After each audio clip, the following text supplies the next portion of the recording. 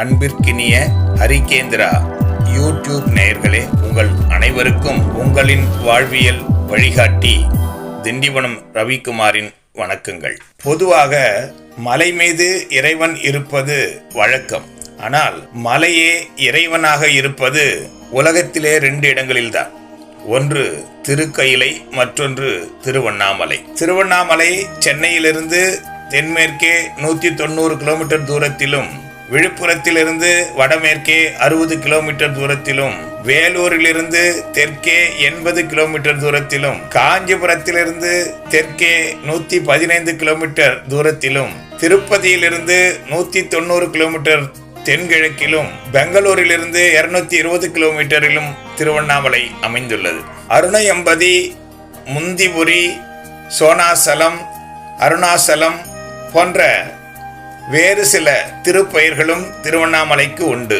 2688 அடி உயரமுள்ள இந்த மலை 14 கிலோமீட்டர் சுற்றளவு கொண்ட கிரிவலப்பாதையை உள்ளடக்கியது.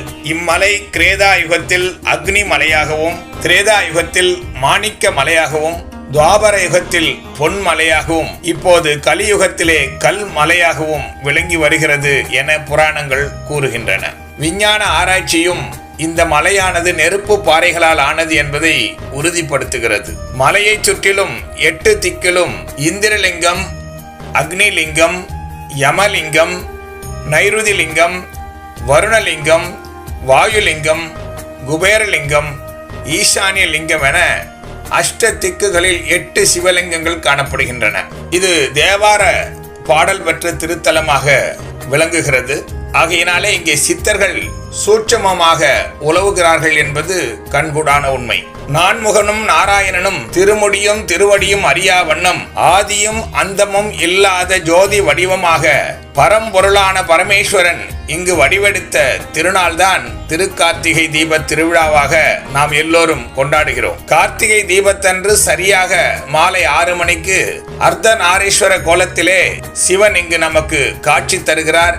இது வழக்கம் தொட்டு வருகின்ற மரபாக இருக்கிறது. தாரகாசுரனுடைய 3 பிள்ளைகளான கமலாஷன், தாரகாஷன், வித்யுன்மாலி ஆகியோர் இரவா வரம் வேண்டி பிரம்மனை குறித்து தவம் புரிய, நான்முகனோ பிறக்கும் உயிர்கள் இறப்பதை யாராலும் மாற்ற இயலாது, அதனால் உங்களுக்கு தங்கம், வெள்ளி, இரும்புகளால் ஆன உலோக நகரங்களை பரிசீலிக்கிறேன் என்று சொல்லி வரம் தந்துவிட்டு மறைந்து விட்டார். இந்த நகரங்களை மகாவிஷ்ணுவோ, அக்னி தேவனோ, இந்திரனோ ஒரு காலம் அழிக்க இயலாது என்றும் சொல்லிவிட்டார். இவைகளை அழிக்கும் வல்லமை சிவபெருமானுக்கு மட்டுமே உண்டு எனவும் வரம் தந்து மறைந்து விட்டார் பிரம்மா. இந்த வரத்தினால் ஆணவம் அடைந்த மூவரும் தேவர்களையும் மண்ணுலக மக்களையும் துன்புறுத்த சிவபெருமான் கோபம் கொண்டு திரிபுரங்களையும் எரித்த நாள்தான் கார்த்திகை மாத பௌர்ணமி. அதன் அடையாளமாகத்தான் கார்த்திகை தீபம் என்ற திருநாளை நாம் இங்கே கொண்டாடுகிறோம்.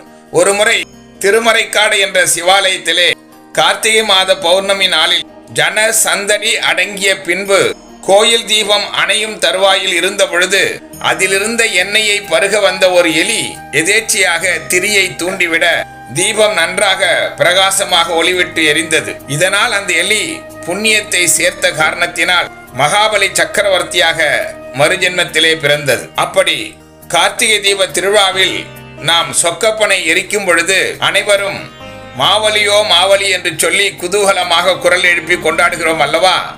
அது இந்த மகாபலி சக்கரவர்த்தியை தான் குறிக்கிறது. பிருங்கி முனிவர் சக்தியை வணங்காமல் சிவனை மட்டுமே வணங்கி வந்தார். அவருக்கு சிவனும் சக்தியும் ஒன்றுதான் என்பதை உணர்த்துவதற்காக சிவன் அம்பிகையை பிரிவது போல ஒரு லீலை நடத்தினார்.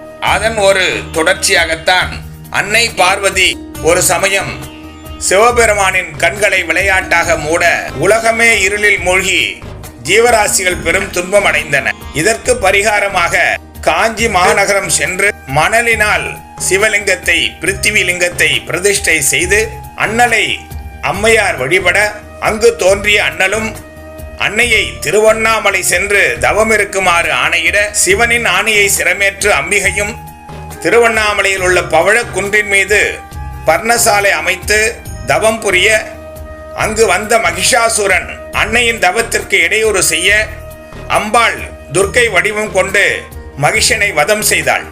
பின்னர் கார்த்திகை மாதம் பௌர்ணமியுடன் கூடிய திருக்கார்த்திகை பிரதோஷ காலத்திலே திருவண்ணாமலை மேல் ஜோதி ஸ்வரூபமாக தரிசனம் கண்டு சிவனிடமிருந்து இடபாகத்தை பெற்று அங்கே அமர்ந்தாள். இதனால் சிவன் அர்த்த நாரீஸ்வரராக காட்சி தருகிறார். ஆகையால் இந்த திருத்தலத்தில் உள்ள அம்பிகைக்கு உண்ணாமுலை அம்மன் என்றும், ஈசனுக்கு அண்ணாமலை ஆண்டார் என்றும், திருவண்ணாமலை என்றும், மகாதேவர் என்றும், திருவண்ணாமலை ஆழ்வார் என்றும், அண்ணாமலை நாட்டு உடையார் என்றும் பல்வேறு நாமதேயங்கள் போற்றப்படுகின்றன. கார்த்திகை மாத சோமவாரங்களில் சிவபெருமானுக்கு சங்க அபிஷேகம் இங்கே நடத்தப்படுகிறது. வரலாற்றின்படி கிபி 922 முதலாம் பராந்தக சோழனிடம் காலம் தொட்டு மைசூரை ஆண்ட கிருஷ்ணப்ப தேவராயருடைய உடையாருடைய காலம் வரையிலும் ஏராளமான மன்னர்கள் இந்த திருக்கோவிலுக்கு திருப்பணிகள் செய்திருக்கிறார்கள் என்று கல்வெட்டுகள் இயம்புகின்றன. ஏறக்குறைய 24 ஏக்கர் பரப்பளவில் 6 பிரகாரங்கள், 9 ராஜகோபுரங்கள், 140க்கும் மேற்பட்ட சன்னதிகளை உள்ளடக்கி அமைந்த மலை அடிவாரத்திலே கீழ்திசையில் கிழக்கு நோக்கி அமைந்துள்ள ஸ்ரீ அண்ணாமலையாரின் திருக்கோவிலிலே உள்ள ராஜகோபுரமானது 217 அடி உயரத்திலே 11 அடுக்கு நிலைகளுடன் தென்னிந்தியாவினுடைய சிற்பக்கலையை, கோவிற்கலையை உலகுக்கு பறைசாற்றுமாறு வானளவு உயர்ந்து விண்ணை தொடும்படி இருக்கின்றது. இது நம்முடைய தென்னிந்தியாவிலே 2வது உயரமான கோபுரமாக சரித்திர புகழ் பெற்று நிற்கிறது. பிள்ளையார் பூஜையுடன் தொடங்குகின்ற கார்த்திகை தீப பெருவிழா 3 தினங்கள் துர்க்கை அம்மன் சன்னதியிலும், அடுத்து 10 தினங்கள் தொடர்ந்து அண்ணாமலையார் திருக்கோவிலிலும் கோலாகலமாக கொண்டாடப்படுகிறது.